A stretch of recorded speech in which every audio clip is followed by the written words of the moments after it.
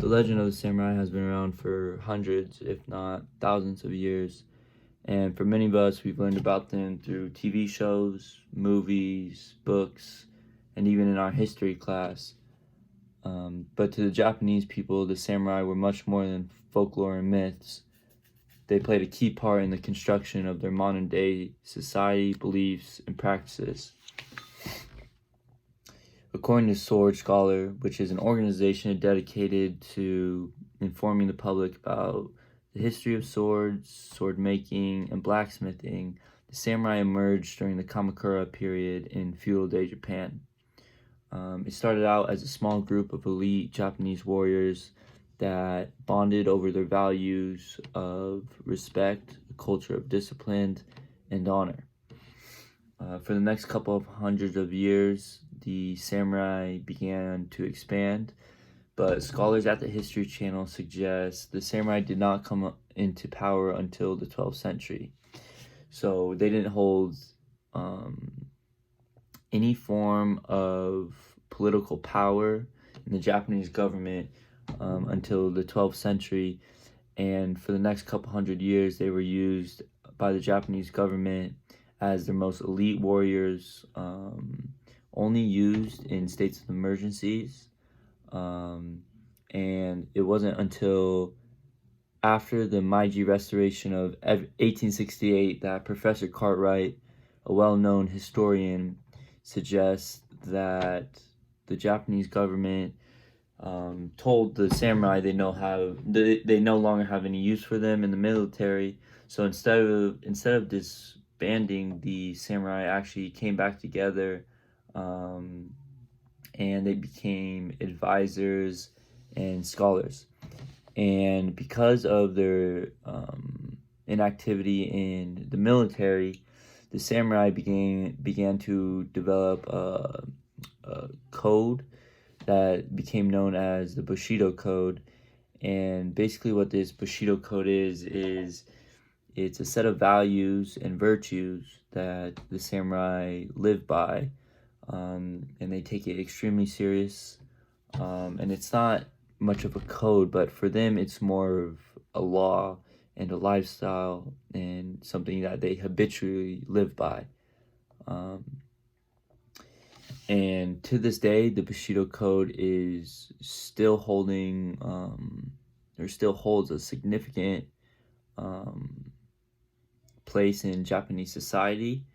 The samurai have influenced Japanese culture through the creation of this code, as well as the use of art and literature. And through personal experience, I can see the Bushido Code, living in modern day Japan. I've been there. I've been to Tokyo, and you see it. You see it still has, quite a hold on Japanese culture and society. For example, a big core virtue in the code is respect.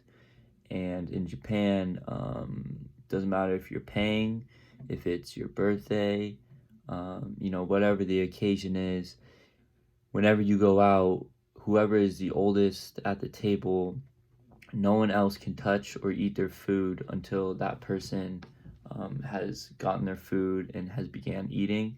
Another thing in Japan about respect is anytime you enter a house, or a place of, relaxing, you immediately have to take off your shoes. Shoes in the Japanese house is frowned upon. You can ask my mom, she'll tell you. But not only is it prevalent today, but the code has been used throughout all of Japanese history by the government well after the samurai were disbanded. And an example of this is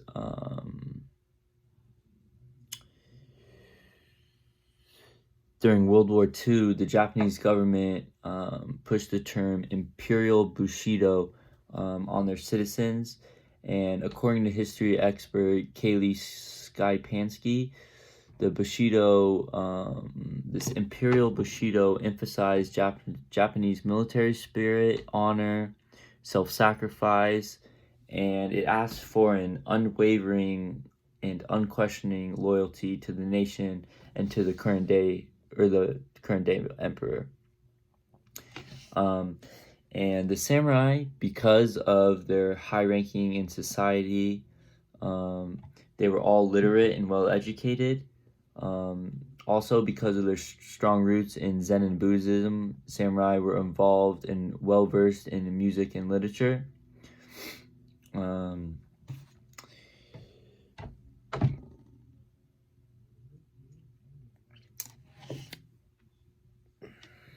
According to the History Channel, according to scholars at the History Channel, the samurai are responsible for the creation of poetry such as haikus, which to this day is the most popular form of poetry in Japan. And because the reason they were so educated was because of their previous hold in Japanese government and politics, they were able to have access to, resources, to higher level education. So they were all literate, they could all read. Many of them could speak multiple languages. The samurai were essentially the elites in Japanese society. They were given the best education. They were the most well educated. And in general, through art and poetry and the Bushido Code, the samurai not only changed, but they molded Japanese culture and society into what it is today. And then by the 12th century, samurai lords ruled both the provinces and central Japan. They maintained their influence until the mid-80s. Historians, that's a quote directly from historians and researchers at pbs.org, and they concur that because of their control and hold on Japanese government and politics, the samurai throughout, especially early history of Japan, made significant contributions to modern-day Japan through poetry and the creation of the Bushido Code. Thank you.